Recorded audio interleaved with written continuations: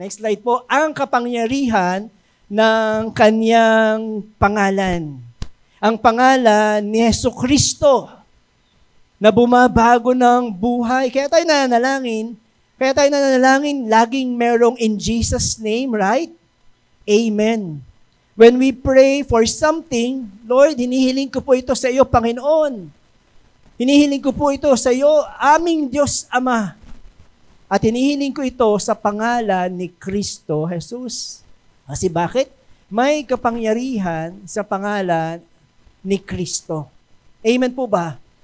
So, ito yung ipinagsisigawan ng chapter na ito. Tulad ng sinabi ng Panginoong Jesus sa Matthew 28 verse 18, all authority in heaven and on earth has been given to me. All authority, all power, ay ibinigay na sa Panginoon. Sabi nga ng Santiago, the name above all names. That's why He is worthy to be praised. Karapat dapat siya ng lahat ng papuri at pagsamba. Ang pinaka-concern dito ng mga apostles, Lord, papaano ka namin mapapapurihan? Papaano kami maglilingkod sa iyo? Papaano sa pamamagitan ng aming magagawa, ikaw ay pupurihin ng mga tao? Yan ang kanilang concern. Yan kanilang heart cry. Yan ang kanilang heartbeat. At yun rin lang po ang panalangin po natin sa bawat araw. Panginoon, papaano ka ba mapapapurihan sa buhay ko? Papaano ka ba madadakila?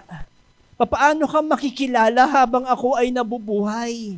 Ng mga taong nakapaligid sa akin, ng mga kaklase ko, ng kumpare ko, ng asawa ko, Panginoon, ng mga anak ko, ng magulang ko, ng mga kaibigan ko. Papaano ka mapapapurihan? Kaya, yun din nawa ang panalangin po natin. Yun din nawa ang tanong natin sa ating buhay. Sana masagot natin yun as He gives us opportunity to serve Him, to worship Him.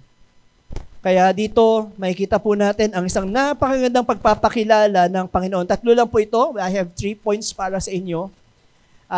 Nawa, makita natin kung sino ang Panginoong Jesus, ang kanyang kapangyarihan, ang kanyang nais na mangyari, at kung ano ang mission niya para po sa ating lahat. Okay, number 1, pakisulat po ito. Ito ay makikita po natin sa verses 1 to 10 ng chapter 3, yung pagkamangha, yung amazement. Talagang namangha sila sa Panginoon. Ang ganda nga nung awitin natin kanina, the God who holds the stars. Concern din sa puso o kalagayan ng puso ko. Biruin yun. Yung magnificent, yung kapangyarihan na kaya niyang paikutin ng lahat sa sang sinukob. Tapos concern din siya sa atin. Yun ang Panginoon. Kaya sabi rito talagang ang pagkamangha sa isang bagay na si Jesus lang ang makakagawa. Kasi makikita natin dyan kung paano nagpagaling ang Panginoon. Amen po ba? Kapatid, pwede kang manalangin ng kagalingan sa pangalan ni Kristo Jesus. Tulad ng kwento na makikita po natin sa tanghaling ito. Verse 1. Sige po, samahan niyo po ako sa pagbasa ng Biblia. Ang babasahin ko po ay sa Tagalog, ang Salita ng Diyos version. So, sabi niya sa verse 1, isang araw, bandang 3:00 ng hapon, pumunta si Pedro at si Juan sa templo, oras noon ng pananalangin. Si Peter at si John po, lagi na po itong magkasama. Okay? Before Christianity, before Christ, magkasama na sila, business partner na sila. Magkasama sila sa pangingisda. Bago sila makita ng Panginoon, tawagin bilang fishers of men. Sila din yung magkasama nung prepare nila yung Lord's Supper, yung Last Supper, yung huling hapunan, silang dalawa yun. Yung nag-prepare noon para sa Panginoon. Sila din yung magkasamang tumatakbo nung nabalitaan nila na ang libingan ay walang laman. Magkasama silang tumatakbo para siguraduhin lang ng libingan ay walang laman. Magkasama din sila Doon nga sa Acts chapter 8, magpag-aaralan natin yon kung papaano nakakilala yung mga Samaritans sa Panginoon. Lagi silang magkasama at kitang-kita natin ang pagsama ng banal na Espiritu sa kanila. Kasi noon, lagi silang nagpapayabangan, nagpapagalingan. Bakit? Kasi ang pagkakaunawa nila sa kingdom of God ay patatalsigin ng Panginoong Hesus ang mga Romano. Kasi nasasakop ng Israel, ng Romans, ang Israel noon. Alipin sila ng mga Romans. Kinukuha na sila ng pera, ng tax, para lalong yumaman ng mga Romans. Pero nung dumating ang Panginoon, nakala ng dalawang ito, si Jesus na yung magiging bagong hari, bagong presidente, patatalsikin niya. Kaya sila nagpapayabangan kasi ang tanong nila, Panginoon, sino po ang uupo kapag kayo na ang nasa trono? Sino po ang uupo sa kanan at sa kaliwa? Yun ang gusto nila, yun ang purpose nila. Kaya nagpapagalingan sila sa paglilingkod. Pero nung maunawaan nila, mula nung araw, mula nung chapter 1, yung 40 days na tinuruan sila ng Panginoon about Old Testament, talagang pinakita ng Panginoon sa kanila ang mas maganda pang plano kaysa sa kaharian o kaysa sa anumang gobyerno meron ang mundong ito. Amen po ba? Pag samasamahin mo ang pinakamagagaling na gobyerno, presidente, hindi may kukumpara yan sa pangunguna at pagiging hari ng ating Panginoon. Yun ang kanilang inaasam ngayon. Kaya wala nang pagalingan, wala nang yabangan, nagtutulong para paglingkuran ang simbahan ng ating Panginoong Jesucristo. Sabi niya sa verse 2, sa pintuan ng templo na tinatawag na maganda, ay may isang taong lumpo mula nang ipinanganak. So since birth, lumpo siya, hindi siya nakakalakad. Araw-araw siyang dinadala doon para humingi ng limos sa mga taong pumapasok sa templo. Nang makita siya, o nang makita niya sina Pedro at Juan, na papasok ng templo, humingi siya ng limos.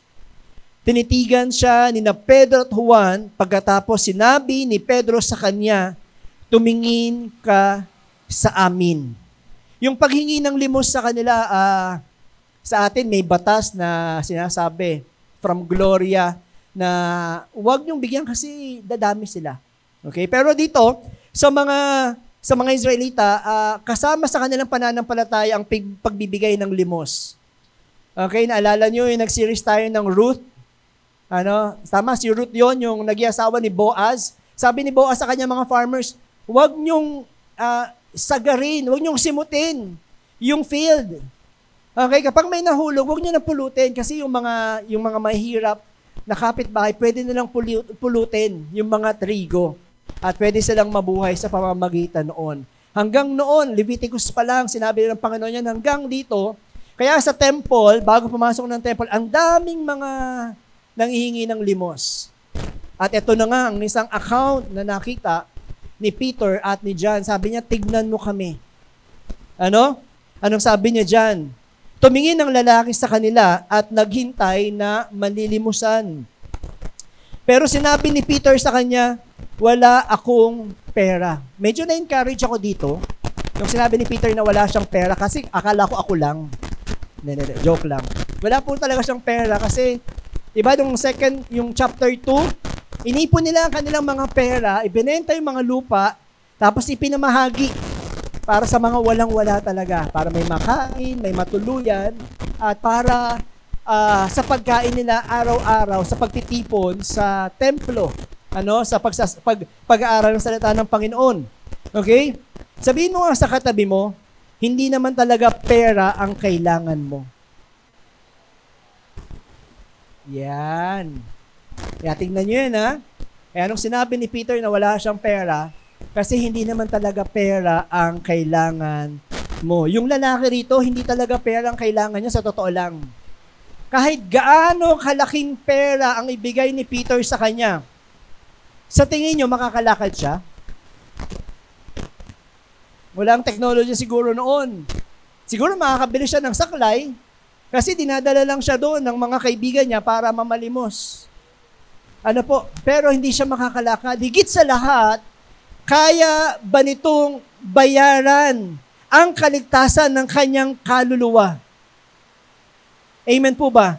Ang kailangan ng lalaking lumpo ay hindi pera. kundi kaligtasan ng kanyang kaluluwa at syempre kagalingan ng kanyang pisikal na katawan. Amen po. Sabihin mo nga ulit sa katabi mo, hindi mo talaga kailangan ng pera. Masyado mo kasi problema. Ano? Huwag masyadong problemahin. Right? Yung iba nagkakamali sa desisyon dahil sa pera. Yung iba nag-aaway-away dahil sa pera. Mag-asawa nag-aaway dahil sa pera. May pera, nag-aaway. Walang pera, nag-aaway. Diba? Ang saklap naman ng buhay na yun. Kaya sabihin mo, hindi naman talaga pera ang kailangan namin. Hindi talaga pera ang solusyon sa napakalaking problema natin. Okay? Kaya tamang-tama yung sabi ni Peter, wala akong pera. Ngunit, may ibibigay ako sa iyo. Sa pangalan ni Jesucristo na taga Nazareth, lumakad ka. Alright. Sa kaninong pangalan? Sa pangalan ni Jesus na taga Nazareth. At hinawakan ni Pedro ang kanang kamay nito at pinatayo siya. Biglang lumakas ang kanyang mga paa at bukong-bukong. So yung tuhod, yung mga ankles, tumayo siya agad at lumakad-lakad. Pagkatapos sumama siya kina Pedro at Juan sa templo, palakad-lakad, patalon-talon siyang nagpupuri sa Diyos. Nakita ng lahat na lumalakad siya at nagpupuri sa Diyos.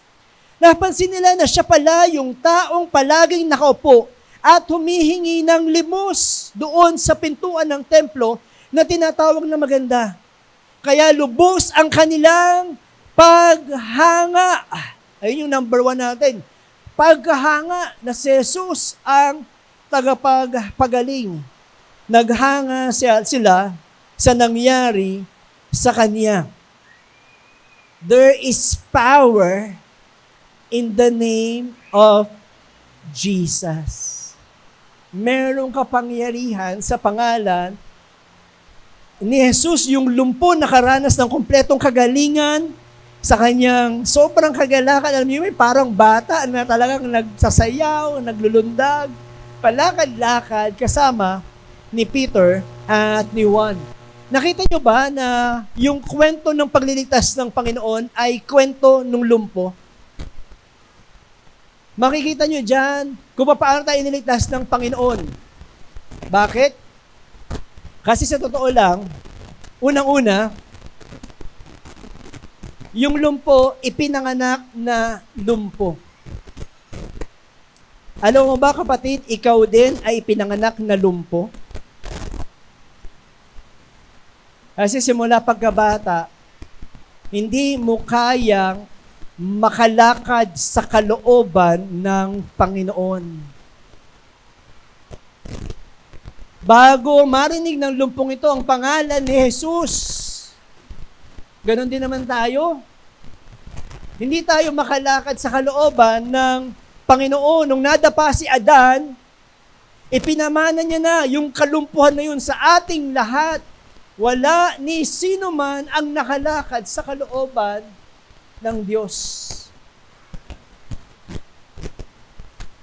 Tulad din ng lumpong ito, siya ay mahirap. Ganon din naman tayo eh. Sabi ko nga sa inyo, mahirap din tayo, bankrupt pa nga.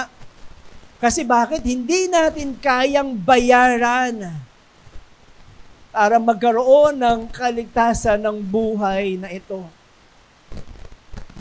Amen po ba? Napakalaki ng ating kasalanan at walang-wala tayo para maligtas. Pangatlo, saan siya nakaupo? Sabi sa kwento. Nakaupo siya sa labas ng templo, sa may pintuan, ang tawag ay maganda. Sa English yan, pag sinerch yung Corinthian na door. Hindi naman yung gold, pero marami ang kwento sana dito, pero paiklian lang natin. Nakaupo siya sa pintuan na yon. Alam nyo, kahit gaano kalapit ng pintuan na yon, napakalayo noon sa isang banal na Diyos. Napakalayo natin sa isang banal na Diyos. Kaya kung paano nakalakad ang lumpo na ito, ay dahil lamang sa mayamang biyaya ng Panginoong Hesus. Tama po ba? Maibibigay ako sa iyo, sa pangalan ni Kristo Jesus sa taga Nazareth, lumakad ka. Walang ginawa yung lumpo. Katulad din po natin, dahil lang sa biyaya ng Panginoon, makakalakad ka dahil sa kalooban, makakasunod ka sa nais ng Panginoon, sa pinakamainam, the best plan ng Diyos para sa buhay mo dahil sa Kanya. Hindi ka na tatawaging mahirap kasi lahat ng nakay Kristo ay nasa iyo na. At hindi ka na malayo sa Panginoon. Dahil sa inalay na buhay ng Panginoong Hesukristo, makakalapit ka sa Diyos Ama. Paano nung po sa templo, nagsasayaw, naglulundag, nagpuri sa Panginoon. Hindi ko naman sinasabi sa inyo rito na every praise and worship, sana naglulundag kayo dyan. Kasi mahirap na, baka makalas yan, tapos kung saan tayo pulutin. Pero sana yung puso natin, alam niyo po yung kahit pumapalakpak ka lang, yung puso mo sana tumatalon sa saya dahil mabuti ang Panginoon.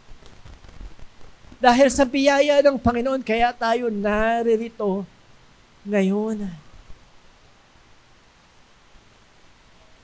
Pinakita niya ang kanyang pananampalataya sa Panginoon, nagtatalon, tsaka makikita niyo yan mamaya pag binasa niyo hanggang chapter 4. Talagang hindi na siya tumigil, hindi na siya umalis sa tabi ni Peter at ni John. Nakahawak pa siya kila Peter at kila John. Hanggang sa ikulong si Peter, hanggang litisin, nandun siya sa tabi nila Peter at ni John. Ganun ang kanyang pasasalamat sa Diyos. Kaya nung makatayo ang taong ito, wala nang duda. Dito pa lang sasabihin ko na walang duda na nabuhay ang kanyang tagapagligtas. Amen po ba? Alam na natin kung saan siya nakatayo, sa isang matibay na sandigan na kahit kailan hindi magigiba at naranasan niya ang kaligtasan ng kaluluwa sa pangalan ni Kristo Jesus. Number 2, tinan po natin. Verse 11 to verse 16. Sabi diyan yung pagsasakdal ng Panginoon. Okay? May nagbayad ng kasalanan. Hindi tao o hindi tao lang. Ano po? Isang Diyos. Ang anak ng Diyos, walang iba, kundi si Kristo Jesus. Sabi niya sa verse 11, parang ayaw nang humiwalay ng taong iyon kina Pedro at Juan. Lagi siyang nakahawak sa kanila habang naglalakad sila sa lugar na tinatawag na balkonahe ni Solomon, doon sa part ng temple. Yung parang pader na malapad. Okay, doon naglalakad sila kasama ang dating lumpo na ito. Nagtakbuhan ang lahat ng tao palapit sa kanila dahil mangha sila. Pagkakita ni Pedro sa mga tao, sinabi niya sa kanila, mga kababayan kong mga Israelita, bakit kayo namamangha sa pangyayaring ito? Bakit ninyo kami tinitignan? Akala ba ninyo inapalakad namin ang taong ito dahil sa aming kapangyarihan at kabanalan? Ano sagot? Hindi! Ang Diyos na ating mga ninuno na sina Abraham, Isaac at Jacob, ang siyang gumawa nito upang parangalan niya ang kanyang lingkod na si Jesus. Ang Jesus na ito, ang siyang ibinigay ninyo sa mga may kapangyarihan at itinakwil ninyo sa harapan ni Pilato. Kahit napagpasyahan na niyang pakawalan siya, banal siya at matuwid, ngunit itinakwil nyo at hiniling kay Pilato na pakawalan ang isang mamamatay tao sa halip na siya. Pinatay nyo ang nagbibigay ng buhay. Ngunit binuhay siyang muli ng Diyos. At makapagpapatunay kami na nabuhay siyang muli. Ang pananampalataya sa Panginoong Hesus o ang pananampalataya kay Hesus ang siyang nagpalakas sa taong ito na iyong namukhaan at nakikita ngayon. Kayo man ay mga saksi na gumaling siya. Nangyari ito dahil sa pananampalataya kay Jesus. Pinalala ni Peter sa kanila mula sa chapter 2, sabi nga niya no chapter 2, right? Na hindi lasing ang mga taong ito. Ano po, sabi kasi ng mga tao, nung nag-speak sila in other language, mga lasing lang yan. Sabi niya, hindi, mga lasing ang mga taong ito. Nasa kanila ang banal na espiritu. Ngayon, yan sabi naman niya, hindi kami ang nagpagaling sa taong ito. Walang iba kundi ang banal na espiritu ng Panginoong Jesus. Napakadali na para sa kanya na magyabang kahit konti, right? Pagkakataon na ito, pinagkakagulan na, ang daming fans. Ang dami na kang tao. Naglapitan sa kanila, manghang-mangha. Pero sinabi niya agad, hindi dahil sa tao, kundi dahil sa kapangyarihan ng pangalan ng Panginoon. Ito ay gawa ng banal na espiritu na nagbibigay ng kapangyarihan, kagalingan, at kahit yung talino ni Peter, sabi nga natin, Peter the failure eh. Pero kung paano nyo na kinote yung Joel last chapter, kung paano nyo naalala yung Book of Psalms, kung paano yung prophecy ni Moses, prophecy ni David, naalala niyang lahat ng yun. Talagang mamamangha ka sa isang mangingisda na kayang magsalita ng mga bagay na para lamang doon sa mga nakapag-aral. Pero ibang klase si Peter, nag-aral siya ng 3 taon sa pinakamagaling na guro. Amen po ba? Walang iba kundi ang Panginoon. Kaya sabi niya dyan, ang Panginoong Jesus, yung ginawa niyo sa Kanya, itinakwil niyo ang Panginoon. Siya ang may gawa nito. Hinatulan niyo siya ng kamatayan. Mas lalong lumala pa, nung pakakawalan na siya, ang hiniling niyo pa, isang kriminal kesa sa isang inosente. At ang Panginoon, ang hinatulan niyo ng kamatayan. Nais si Peter na matauhan sila sa kanilang mga ginawa. Nais niya na ang bawat isa ay makilala at isuko ang kanilang buhay para sa Panginoon. Gumamit pa siya ng iba't ibang mga pangalan. Sabi niya, siya yung banal. Siya yung matuwid. Siya yung nagbibigay ng buhay. Siya yung anak ng Diyos na itinakwil ninyo. Hindi ordinaryong tao ang hinatulan nila ng kamatayan. Kaya yung mga leaders, yung mga Pharisee, yung mga Roman guards, yung mga Sadducees doon, talagang, patay na yung hari ninyo. Yung bundok ng Kalbaryo, yun yung kanilang pinagmamalaki, patay na. Yung tinatawag yung tagapagligtas. Pero hindi nila alam, yun ang kanilang last word, pero hindi nila alam yung last word ng Panginoon sa bundok ng Kalbaryo. Ito ang simula ng masigit pang kapangyarihan na ipapamalas ng ating Panginoon para lamang iligtas ka at ako. Amen po ba? Dahil sa krus na yon, mamamangha o namangha ang buong mundo hanggang sa panahon natin kung papaano pinagtagumpayan ni Kristo Jesus ang laban sa kasalanan at kamatayan. Kaya sabi po diyan, pinagtagumpayan ng Panginoon ang kamatayan nang makita nila ang libingan na walang laman. Ngayon, ang ating Panginoong Jesus ay nasa kanan ng Diyos Ama at patuloy na nanalangin. Ibinigay ang banal na Espiritu sa bawat isa sa atin para magawa ang misyon ng Panginoon sa ating mga buhay. Kaya yung magaling na dating lumpo, katunayan po yan na si Jesus ay nabuhay magmuli.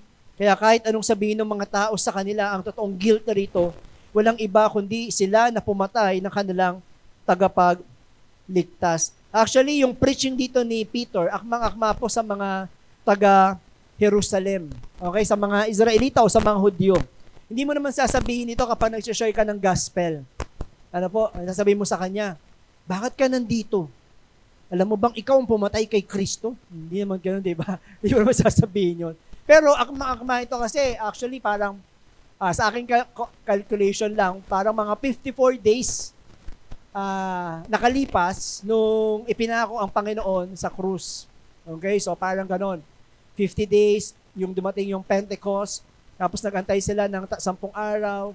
So, parang ganon.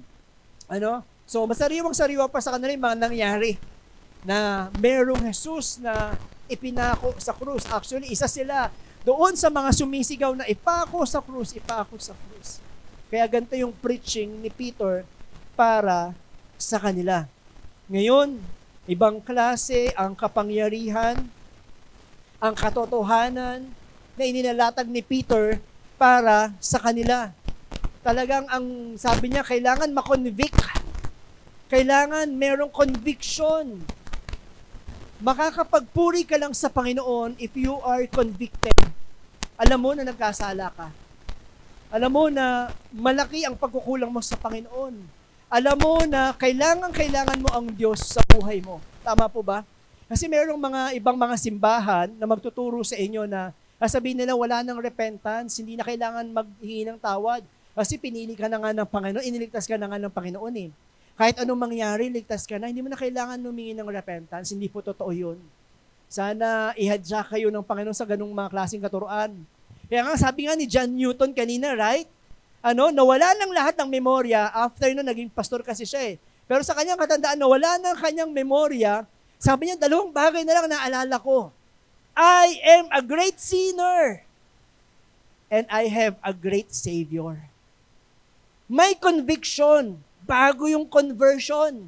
Lalo ka lang makakalapit sa Panginoon. Kung nakikita mo sa sarili mo, Lord, hindi talaga ako ang magaling. Hindi pa ngayon ako ang matalino. Hindi ko kaya ang mga bagay nito. Dahil lang sa yaman ng biyaya po ninyo, Panginoon, kaya ako narito. Kaya ako nagagawa ito. Kaya ako nakakapaglingkod. Kaya ako nakakapagmahal. Kaya ako naalagaan ng aking mga anak. Kaya ako nakakapagtrabaho. Kaya nagagawa ko mga bagay nito, O Diyos, nakakapag-aral. Bakit, Panginoon? Dahil lamang sa iyo. Napakalaki ng pagkakasaala ko sa iyo, O Diyos. Walang righteousness sa akin, walang kabutihan sa puso na ito. Ang gusto ng puso na ito ay magrebelde sa iyo. Ang gusto ng puso, ang gusto ng laman na ito ay yung mga bagay na ayaw mo.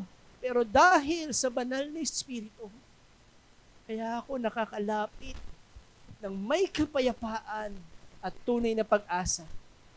Amen po ba? Kaya sabi ni Peter, kailangan may conviction. Dapat nakita nyo na meron kayong kasalanan. Ito yung naging problema ng mga Pariseo. Okay, bigyan ko lang po kayo ng head start. Every time na kinakausap ng Panginoon ng mga Pariseo, bakit pinahalagahan ng Diyos sa narrative ng gospel ang mga Pharisee? Bakit? Kasi sa puso ng mga Kristiyano, merong Pariseo sa kanilang puso. Merong mga puso ng Pariseo na nahandito. Na iniisip natin na okay naman ako. Mas okay nga ako kaysa sa kanila eh. Mas mabuti naman ako kaysa sa kanya. Puso ng Pariseo yun. Kaya nabulagan sila na sana tinignan nila yung nangyari sa Panginoon, na tinignan nila mabuti, inaral naman mabuti. Sila'y nangunguna sa pag-aaral ng salita ng Panginoon ng Old Testament. Sila'y nag-aantay ng tagapagligtas, ng hari ng mga hari. Sila sana'y unang nakakaunawa na si Jesus na yon. Pero bakit? Nabulagan na sila ng kanilang kapangyarihan, ng kanilang posisyon, ng kanilang kayamanan, ng kanilang karangyaan. Kaya kapatid, every time na mababasa mo ang encounter ni Jesus sa Pharisee, titignan mo sa puso, Panginoon, kung meron pang Pariseo sa puso ko, alisin niyo po, O Diyos. By the way, sa mga Pariseo, mahalaga sa kanila ang pera. Mahalaga din naman, pero alam niyo po, sabi ni Peter, hindi talaga pera ang kailangan mo. Huwag ka sanang magkakamali pagdating sa misyon ng buhay. At malinaw sa iyo, ang bawat desisyon, ang bawat patutunguhan, at kung nasaan talaga ang puso mo. Amen po ba? Okay? So, kaya nung magsalita si Peter sa kanilang harapan, talagang inilatag niya ang lahat ng ebidensya para makumbinsi sila na nabuhay ang Panginoon. Na merong nabuhay mula sa mga patay. Na hindi ito kayang gawin ng dalawang mangingisda. Sinusubukan niya sa pagsasakdal nila sa Panginoon na sana makonvict sila, na makita nila ang ginawa ng Panginoon, ang pagbabayad ng Diyos ng kasalanan nila, na merong pag-asa. Pero alam niyo po yun, medyo matigas talaga yung puso ng mga Pariseyo, mga leaders, mga Saduseyo sa kanilang kapanahunan. Tayo din naman, di ba? Minsan, aantayin pa natin na bigyan tayo ng final warning ng doktor eh. Tama po ba? Minsan, iba sa atin, ayaw nga magpa-check up eh. Kasi natatakot. Baka mabago yung lifestyle nila. Sabi nung isang kaibigan namin, ayokong magpa-check up. Sabi namin, bakit naman basta kaibigan lang siya. Bakit naman? Kasi ang lakas-lakas ko nang pumasok ako sa hospital, paglabas ko, ang dami kong sakit. Kaya takot pala siya magpa-check up kasi dahil doon. Minsan ganun din tayo no? Hanggat hindi tayo binibigyan ng final warning ng doktor, na sinabi ng doktor, kapag hindi mo tinigil yan, ganito na lang ang buhay mo. Hindi tayo magbabago Kaya sabi ng Panginoon, you need conviction. Kailangan makita mo talaga na napakalayo natin sa Panginoon, na kailangan natin siya araw-araw. Amen po. Na walang makapagmamalaki kahit isa sa atin, kahit kami, kahit ako. Sabihin ko sa inyo pa ulit-ulit, every Sunday yan. Walang makapagmamalaki, narito lang tayo, nakakatayo dahil lang sa yaman, dahil lang sa awa ng Diyos para sa buhay ko at para sa buhay nating lahat. Kaya kung tatanggapin nila yung himala ng lumpo, meron lang isang conclusion na buhay talaga ang Panginoon. Okay, number 3 tayo, mabilis lang. Okay, number 3.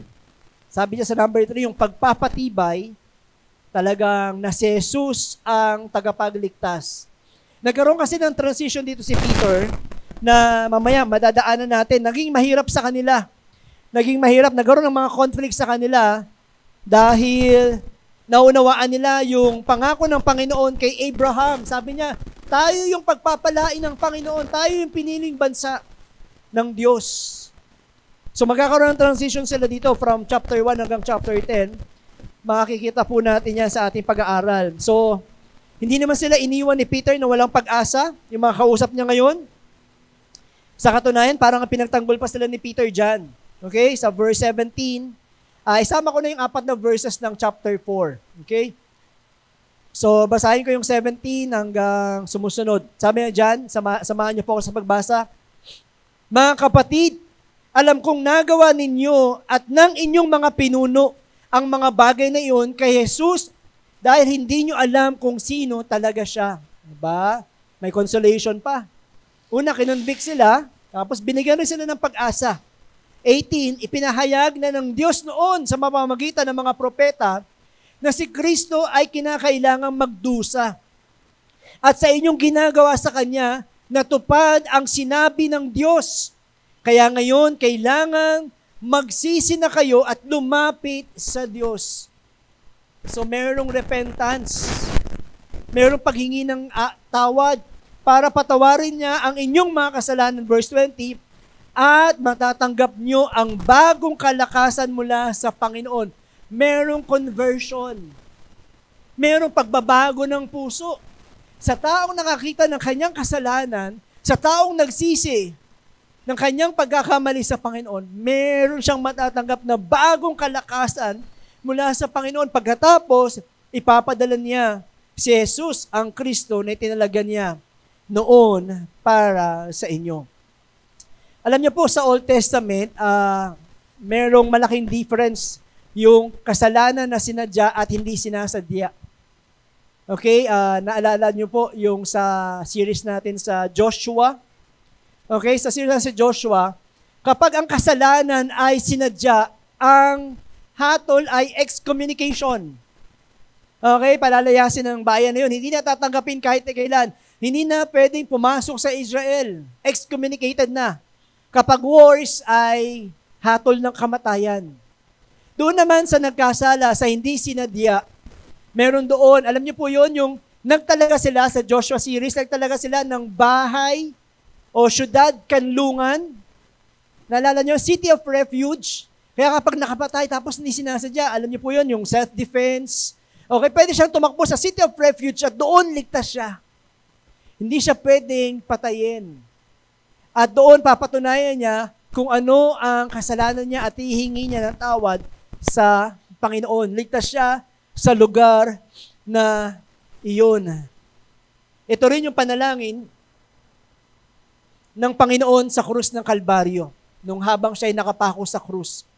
Anong sinabi ng Panginoon? Ama, patawarin mo sila sapagkat hindi nila nalalaman ang kanilang ginagawa.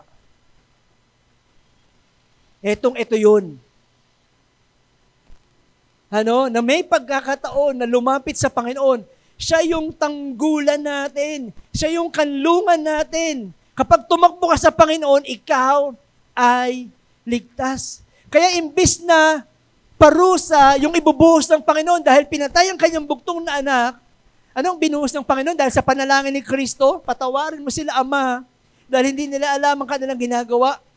Tinugon ng Diyos Ama ang kanyang panalangin, kaya binuhos ng Panginoon ay ang kanyang banal na Espiritu na tutulong sa simbahan para tulungan din ng iba na makita ang mabuting balita na meron kay Kristo Jesus. Amen po ba? Yan yung kadakilaan ng Diyos mo. Sabi niya, I am the city of refuge. Sa lahat ng tatakbo sa akin, sa lahat ng malalaman nila na kailangan nila ng tagapagligtas, sila na tatakbo at lalapit sa Kanya ay tiyak ang kaligtasan.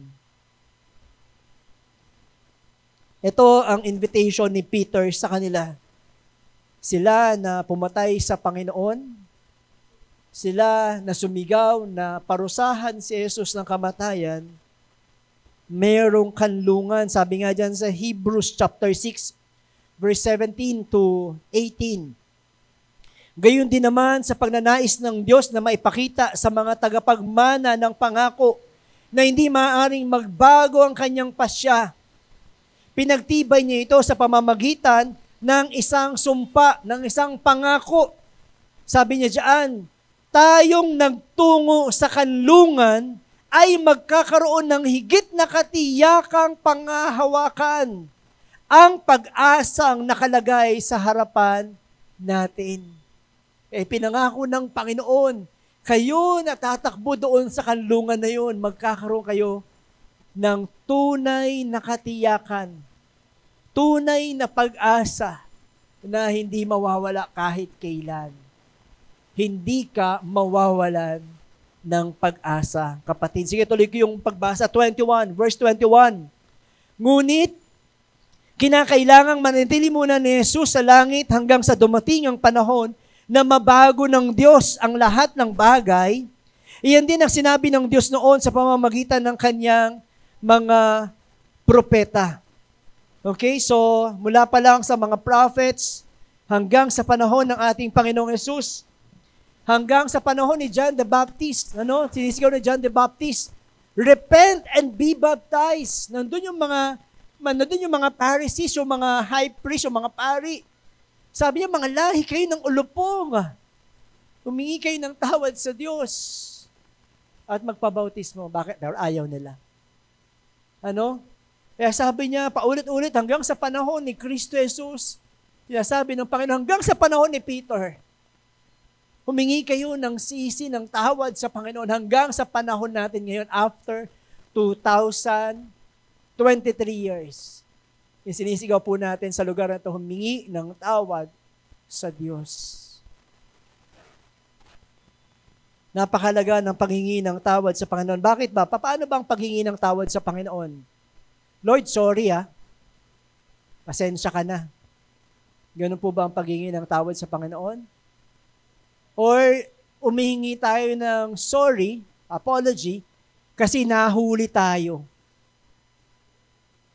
Yung iba, ganun nagsosorry lang kasi nahuli.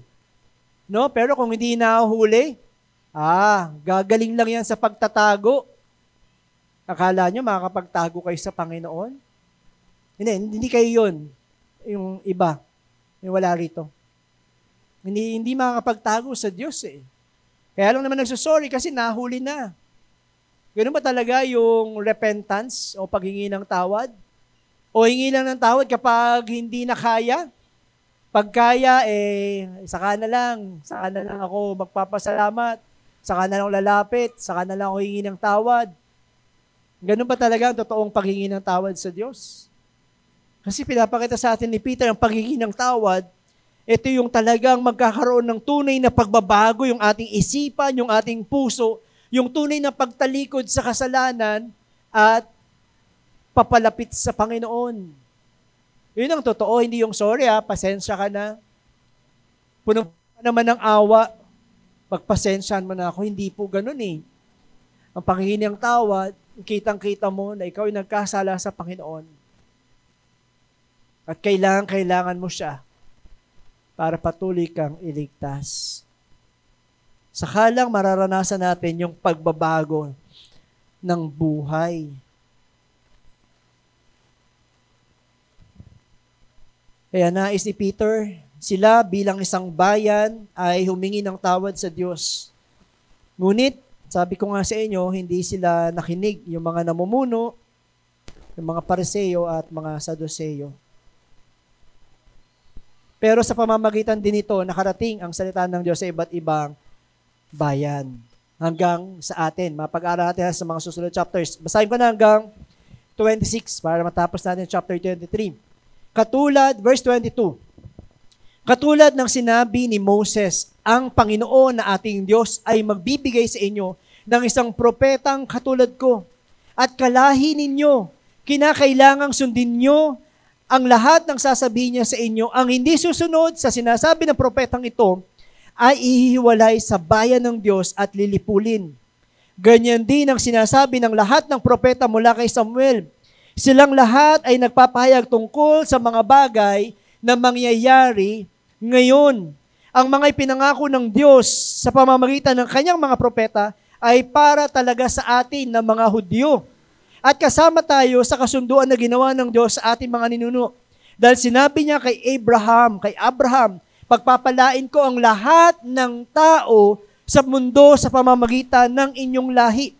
Kaya sinugo ng Diyos ang kanyang piniling lingkod, una sa atin na mga Hudyo, para tulungan niya tayong talikuran ang kasamaan. Ang buong Old Testament po, hindi ko na po iisa-isahin, pero sabi nga dyan ni Peter, mula kay Moses, o mula kay Abraham, kay Moses, sa mga prophets, mula kay Samuel. Actually, in summary, ang buong Old Testament ay patungkol kay Kristo Jesus. Kaya nung sinabi ng Panginoon ni Yahweh, kay Abraham na pagpapalain kita, ang inyong bayan, pinili kita, at ang bayan mo ay pagpapalain ko, sapagkat gagamitin ko yan para mapagpala ang buong mundo. Nung dumating ang Panginoong Hesus, ito na yung katugunan, kasagutan ng propesiya ng pangako ng Panginoon sa pamamagitan ni Kristo. Sabi niya sa lahi ni David. Mula sa lahi ni David, mula sa lahi ng mga Hudyo, ang Panginoon ay isang Hudyo. Kaya nung inalay ng Panginoon ang kanyang buhay para po sa sangkatauhan, natupad yung pangako niya kay Abraham. Pagpapalain ko ang bayan mo at ang lahat ng tao sa buong mundo sa pamamagitan ninyo. Kaya ang unang mga Kristiyano ay mga Hudyo, ang unang mga missionary ay mga Hudyo. Dahil yun ang pangako ng Panginoon sa lahi nila, pagpapalain ang buong mundo. Ulitin ko po, every time, nakikita nyo naman yan, every time pinag-aaralan po natin ang Old Testament. Kapag may series tayo sa Old Testament, lagi itong nakasentro sa ating Panginoon.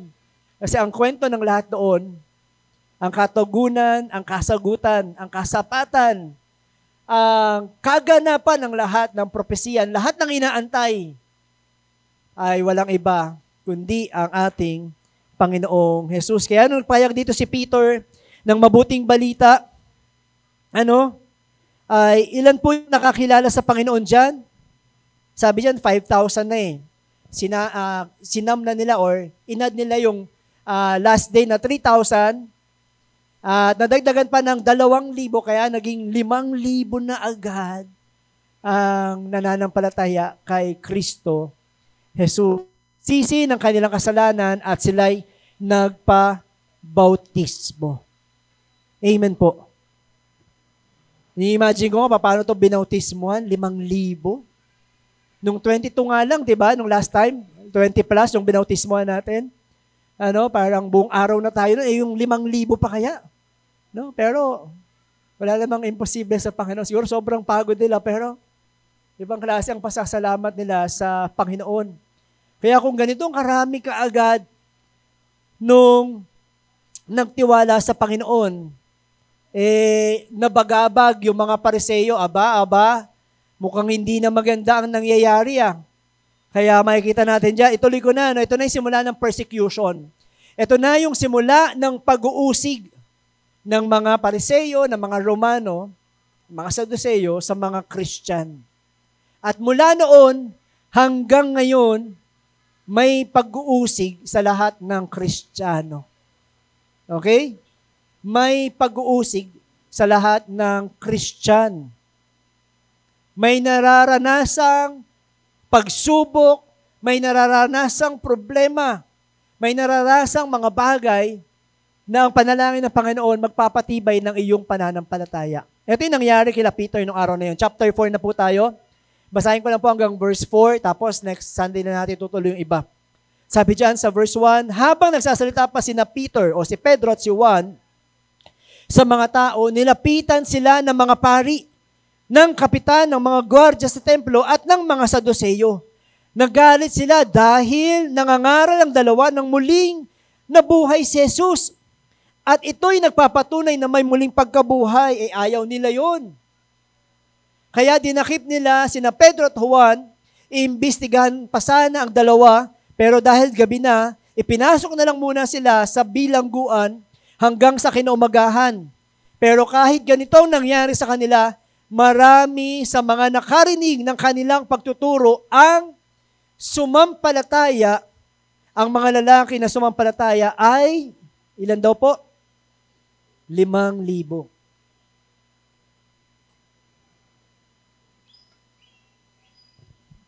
Kaya pag binasa po ninyo yung mga susunod na patalata, talagang gusto nang usigin, gusto nang tapusin ng mga Pariseo yung dalawang ito. Pero nandun pa rin yung lumpo, nandun pa rin yung 5,000 na, sabi ng mga gwardya, boss, hindi natin pwede itong kastiguhin. Merong 5,000 dyan na mananampalatayang nasa labas na nag-aantay sa kanila. Hindi natin sila mapapatahimik ngayon. Gumawa tayo ng mas magandang plano para patahimikin sila. Sa buhay ng Kristiyano, meron din pag-uusig. Sana you will agree with me. Kasi bakit? Nabubuhay tayo sa isang mundo na punong-puno ng kasinungalingan. Punong-puno ng, sabi ko nga kanina, fake news. Mga peking bagay na naglipa na, kasinungalingan na naglipa na sa mundong ito para maligaw, para maloko, at para masira ang mga susunod kay Kristo. Pero mo yun, mabubuhay ka, taliwas sa sistema ng mundo, hindi ganun kahirap, tama po ba? Minsan makakaranas ka ng paghihirap sa ibang tao, sa trabaho, sa negosyo, kasi gusto mo tama. The rest ay, siyempre gusto nila maraming pera, maraming kikitain. Tapos kung gusto mo tama, mahirap po yun. Papaano ka sasabay? Magtitiwala ka pa rin ba sa Panginoon? Papaano ka mag-share ng good news? Paano mo ibabahagi ang mabuting balita ng kaligtasan kung merong pagsubok sa buhay? Ano yung mga bagay na pwede nating matutunan sa mga passages na ito, sa chapter na ito? Bilang isang Kristiyano. Una, makikita po natin na ang Diyos ay matyagang nag-aantay para po sa bawat isa. Tandaan niyo po yan. Hanggang ngayon, they are guilty as charged kung paano nila inakusahan ang Panginoong Hesus, pinatay ang kanilang Mesiah, ang kanilang tagapagligtas, na dapat ibubuhos ang hatol ng Diyos, pero hindi. Bakit? Kasi patuloy na nag-aantay ang Panginoon na sila ay makakaunawa, na sila ay lalapit sa Panginoon. Sabi ko nga sa inyo, sa panahon pa lang ng mga propeta, sa panahon pa lang ni John the Baptist, sa panahon ni Peter, hanggang sa panahon natin ngayon, ipinagsisigawan po natin, lumapit ka sa Panginoon. Ganon, punong-puno ng awa ang Diyos, nag-aantay para sa pagbabalik ng pagtitiwala at pananampalataya sa Kanya. Pero minsan, doon pa rin ang tigas ng ating damdamin sa kanilang kapag free yung time. Kapag okay, kapag maluwag. Kapag wala ng ulan. Pag walang traffic, matraffic sa Maligaya.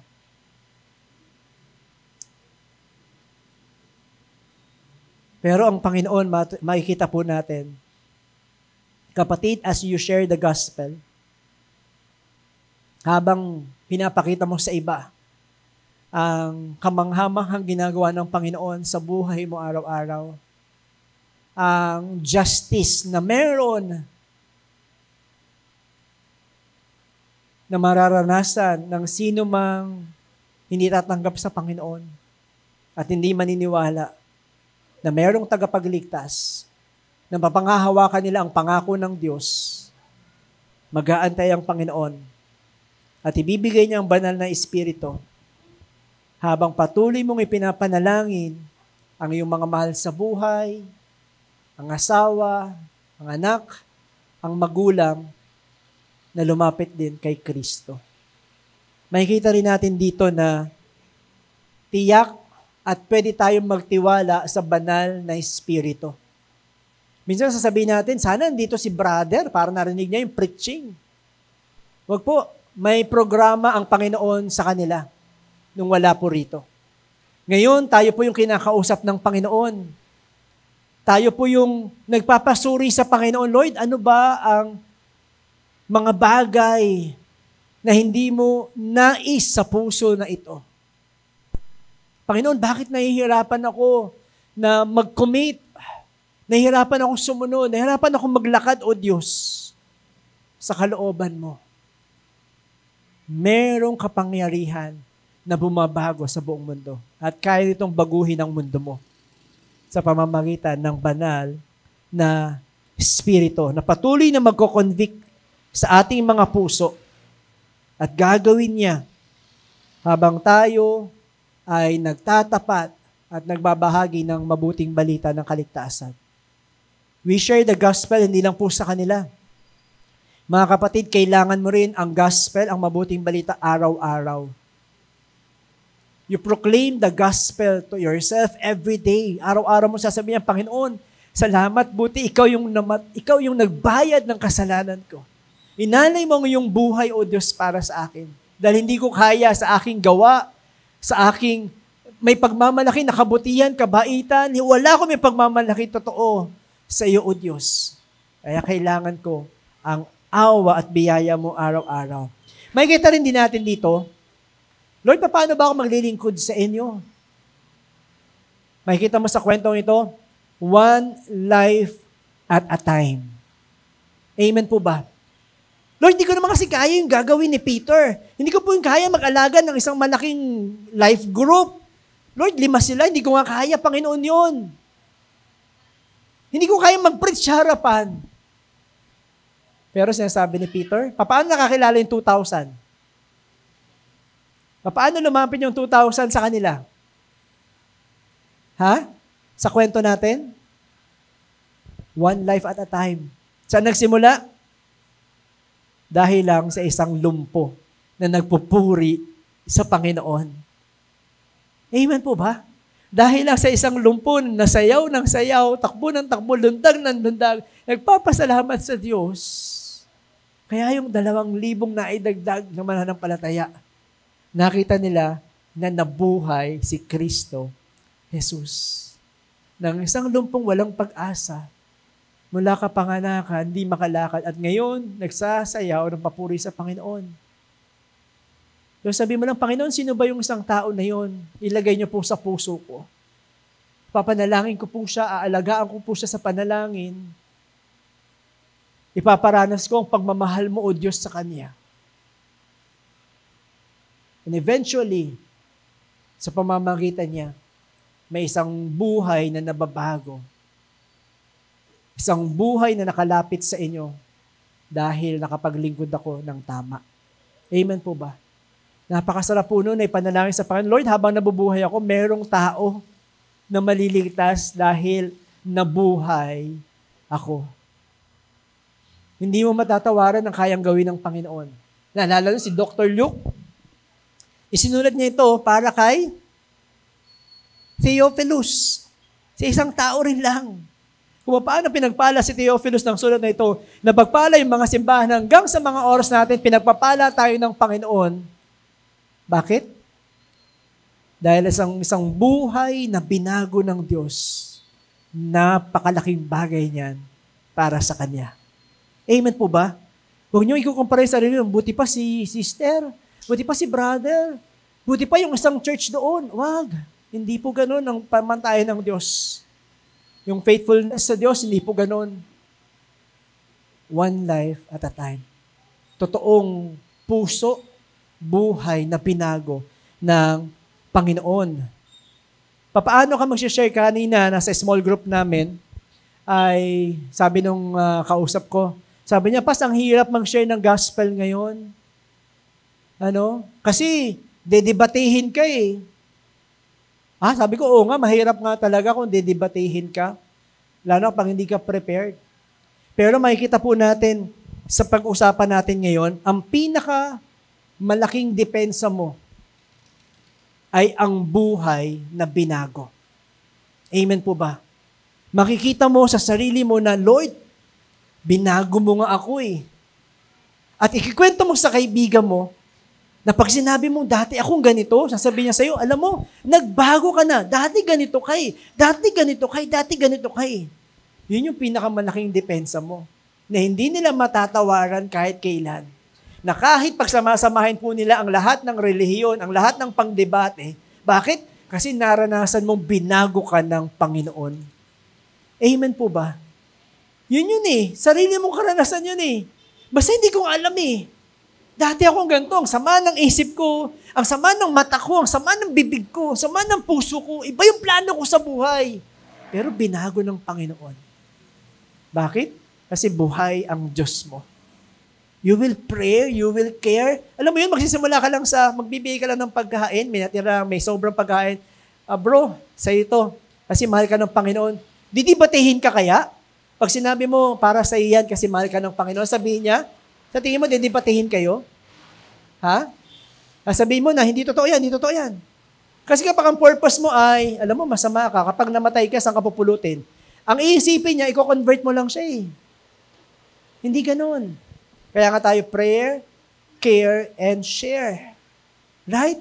You care for her or for him hanggang sa dumating na yung panahon na, alam mo yun, hindi mo na kailangan mag-share. Sasabihin na lang niya sa iyo, gusto kong sumama sa church niyo. Gusto kong makilala yung Diyos mo. Bakit? Kasi ang purpose mo, hindi to convert him. Mabago siya, hindi. Minahal mo siya kasi naranasan mo yung pagmamahal ni Kristo. Amen po ba?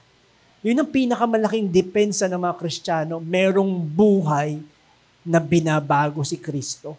At hindi yun magkakamali kahit kailan.